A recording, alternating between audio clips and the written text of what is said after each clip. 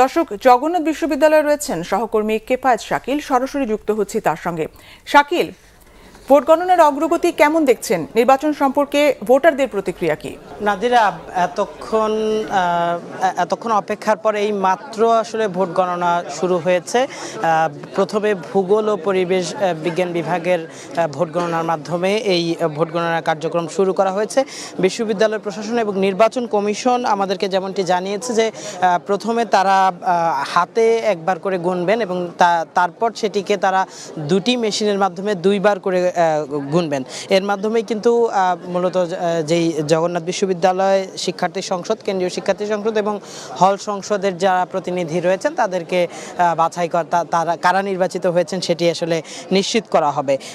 আর ভোটের কথা আপনি যেমনটি বলছিলেন যে ভোটারদের প্রতিক্রিয়া কেমন, আমরা অনেক ভোটারের সঙ্গে কথা বলেছি। যেহেতু এটি জগন্নাথ বিশ্ববিদ্যালয়ের প্রথম নির্বাচন, যার কারণে শিক্ষার্থীরা খুবই উচ্ছ্বসিত এবং যেহেতু আসলে পুরো নির্বাচনের কোথাও কোনো ধরনের বিশৃঙ্খল পরিস্থিতি সেভাবে দেখা যায়নি, যার কারণে এটি নিয়েও কিন্তু তারা সন্তোষ প্রকাশ করেছেন। যদিও আমরা বিভিন্ন দলের পক্ষ থেকে, বিভিন্ন প্যানেলের পক্ষ থেকে কিছু কিছু অভিযোগ পেয়েছি, কিন্তু দৃশ্যমান আসলে এখানে তেমন কোনো ধরনের বিশৃঙ্খল পরিবেশ আমাদের চোখে পড়েনি। এবং তবে বিশ্ববিদ্যালয়ের গেটের বাইরে কিছু বিশৃঙ্খল পরিবেশ হয়েছে এমন খবর আমাদের সহকর্মীরা আমাদেরকে জানিয়েছেন।